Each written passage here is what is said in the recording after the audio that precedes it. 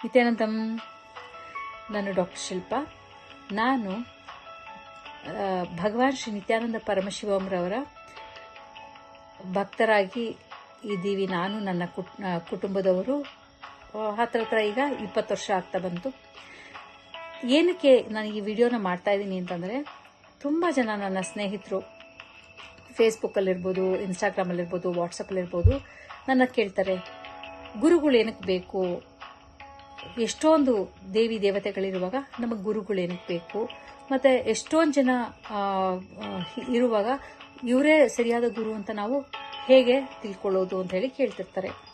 ಅದಕ್ಕೆ ಮೊದಲು ನೀವೇನು ತಿಳ್ಕೊಬೇಕು ಅಂತಂದರೆ, ಸ್ವಾಮೀಜಿ ಹೇಳ್ತಾರೆ, ನೀವು ಗುರುಗಳನ್ನ ಆಯ್ಕೆ ಮಾಡೋದಲ್ಲ, ಗುರುಗಳೇ ನಿಮ್ಮನ್ನು ಆಯ್ಕೆ ಮಾಡ್ತಾರೆ ಅಂತ ಹೇಳಿ. ಈ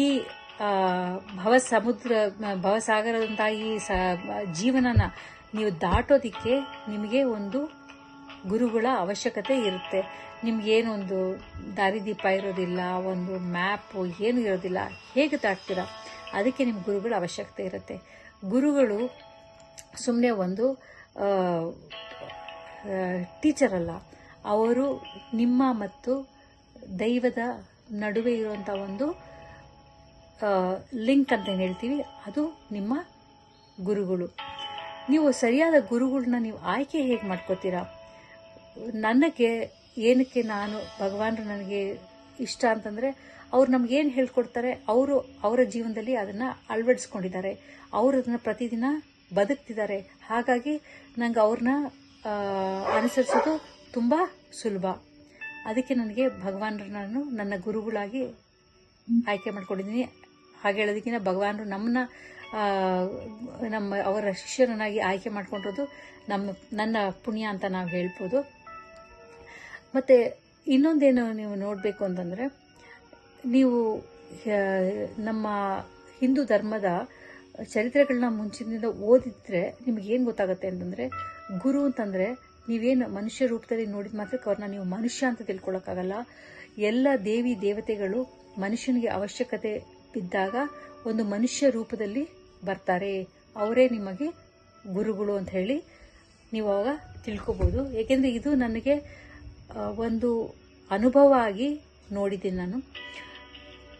ಜೊತೆಗೆ ನನ್ನ ಒಂದು ವೈಯಕ್ತಿಕ ಅನುಭವ ಏನು ಅಂತಂದರೆ, ಬರೀ ನನ್ನ ಆಧ್ಯಾತ್ಮಿಕ ಹಾದಿಯಲ್ಲಿ ಅಷ್ಟೇ ಅಲ್ಲ, ಜೀವನದ ಎಲ್ಲ ಅಂಶಗಳಲ್ಲೂ ಕೂಡ ನನಗೆ ಭಗವಾನರ ಈ ಕೆಲವು ಮಾರ್ಗದರ್ಶನಗಳು ತುಂಬ ಅನುಕೂಲ ಆಗಿದೆ.